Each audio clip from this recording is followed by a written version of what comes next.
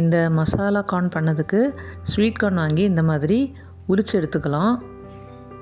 அது இல்லை, கடைகளில் சூப்பர் மார்க்கெட்லாம் பேக்கெட்டில் ஃப்ரோசன் கார்ன் கிடைக்கும். அதை வாங்கி செய்யறதா இருந்தாலும் செய்துக்கலாம். அது வந்து லேசாக வேக வச்சு தான் வச்சுருப்பாங்க. அதனால் அதை வாங்கி நம்ம நல்லா சூடு பண்ணிவிட்டு மற்றபடி பொடியெல்லாம் போட்டால் போதும். நான் இப்போ ஃப்ரெஷ்ஷான கார்ன் வச்சு பண்ணதுனால உரித்து எடுத்துகிட்டு இதை வந்து வேக வைக்க போகிறேன்.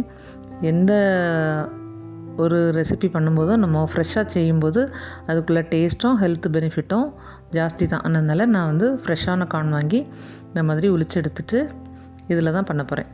இதை உலிக்கிறதும் ஈஸி, வேக வைக்கிறதும் பெரிய கஷ்டம் இல்லை. இதை உளித்த பிறகு நல்லா ஒரு 1-2 தடவை தண்ணியில் கழுவிக்கணும். அதில் சின்ன சின்ன நூல் மாதிரி இருக்கும், அதெல்லாம் தண்ணியில் கழுவும் போது ஓரளவுக்கு போயிடும். கழுவி தண்ணியெல்லாம் நல்லா வடிச்சிட்டு தேவையான அளவுக்கு உப்பு போட்டுக்கோங்க. நான் ஒரு கார்னுக்கு ஒரு அரை டீஸ்பூன் உப்பு போட்டிருக்கேன்.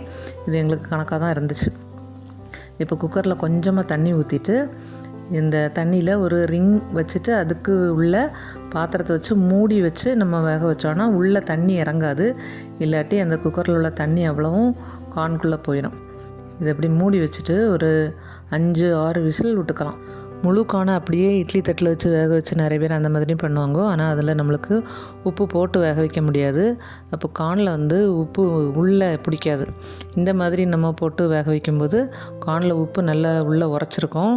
டேஸ்ட் வந்து அதை விட இது இன்னும் கொஞ்சம் கூட நல்லாயிருக்கும். இப்போது ப்ரெஷர் போயாச்சு. அதை வெளியில் எடுத்துகிட்டு இன்னொரு பெரிய பவுலில் இதை தட்டிக்கலாம்.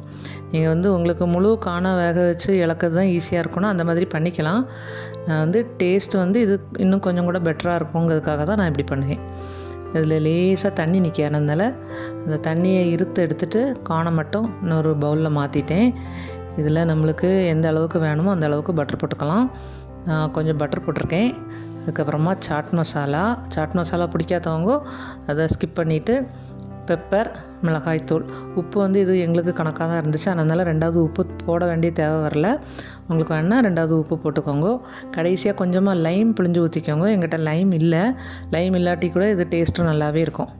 இந்த மாதிரி நல்லா அந்த சூட்லேயே பட்டர் வந்து மெல்ட் ஆகிடும். நல்லா மிக்ஸ் பண்ணி விட்டுட்டோன்னா அவ்வளோதான், இந்த கார்ன் ரெடி ஆகிட்டு. இது ஈவினிங் ஸ்நாக்ஸுக்கு பிள்ளைகளுக்கு கொடுத்தா ரொம்ப ஹெல்த்தியாக இருக்கும். நீங்களும் இதை ட்ரை பண்ணி பாருங்க. தேங்க்யூ.